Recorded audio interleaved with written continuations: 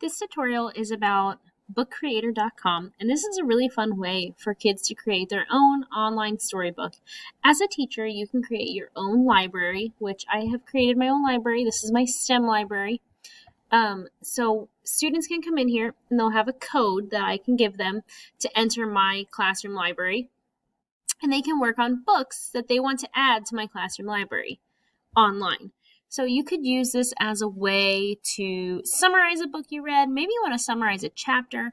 Maybe you want each student to create a storybook about a lesson, and then that way each lesson has its own book. So when you get to the chapter review, you can kind of look back to the vocab, maybe some main points.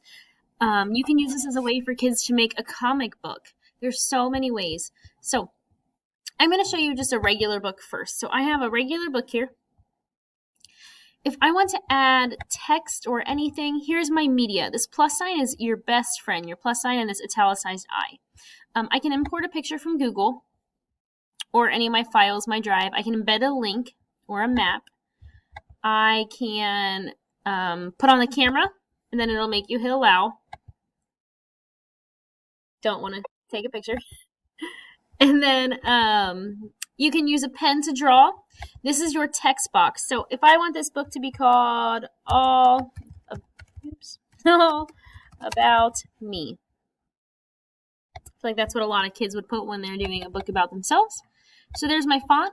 Now, if you see this is kind of boring, you hit this italicized I, and here's your options. I can make it bigger. I can control my fonts. I like the blocked. You can go back and control if it's centered or if you want a background color. Let's change the color. Let's make it purple. There we go. And now I can move it around. If I want to say that this is, I created this, I can add another text box and say created by Jennifer Mahan. There we go. Now I can move this to the bottom, and like I just previously did, go to your italicized I, and I can control my font again. Blocked. I can control my color. I can control everything over here. Now, to add a background, you click out so no boxes are clicked on, and then go back to your italicized I. There's tons of options here. If this is a student favorite, the comic colors, you can go down to paper, which is really great because if you want to print this out or have students like make music, or if they're actually using the writing portion, they can pick like the handwriting boxes. They can add maps and graphs in here if you want to make this math related. There's patterns and textures. I'm looking for one. There we go. This is what I want. All about me. Okay, perfect. Now, I can also add shapes. So one that I had a lot of students do, here we'll go to the next page. This arrow here takes you to your next page. So if I want to do a picture, it's pretty fun for students. Here we go. There's my picture. I can use it. Is it going to show up?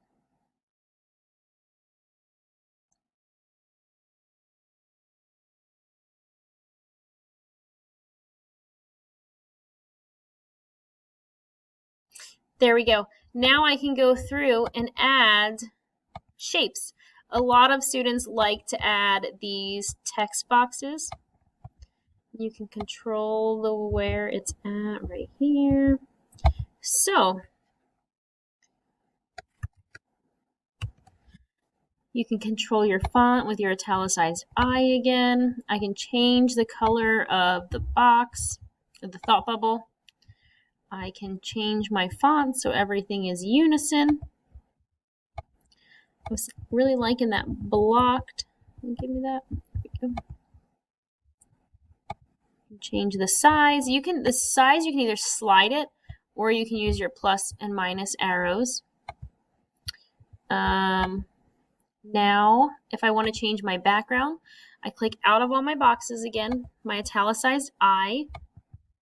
It will show you your recent, or you can go through and pick more. So I can go to my next page and I can add more text boxes, all different things. If I want to add a picture from Google, that's pretty simple. Let's say I want to add a picture of a penguin. Click the one you want, select it,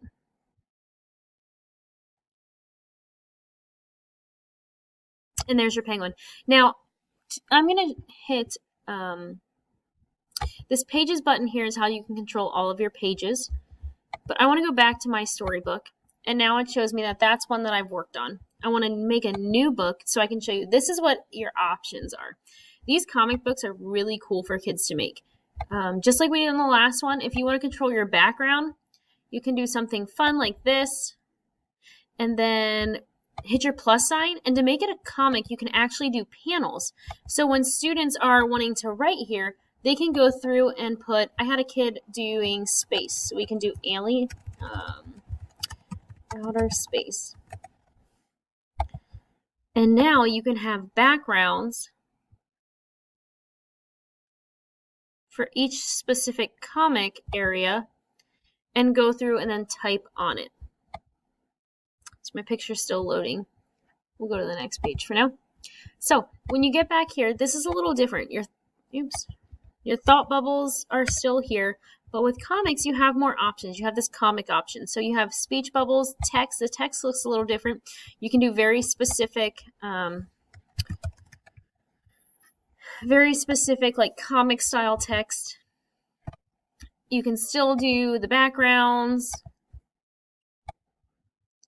You can add stickers to make it more comic book like. And then you can control the size of the stickers. I can go back through now and add panels. And then I can go in and add my text boxes, and I can make this because this still has your media and your regular shapes. So I can go through and customize this.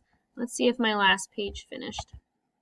Yep, there we go. So now I can do this. I have outer space. I can put this if I want it over here as well. Just copy and paste them. No, it's not going to let me. That's cool.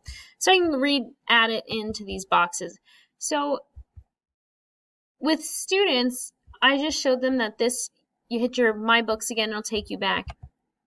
Now, this will show you what my storybook is. It has this great feature here. Read to me, and it'll actually read your storybook to you. You can share it. In order for my book to actually show up in the classroom library, I have to hit publish online. I can also download this as an ebook or print it. This is a great way for students to share what they've made. You could really use this at conference time. You could use this, like I said, as a review. You could use this as like a book report students do. There's so many options. So I can continue to edit this. I can look at the pages and slide them around.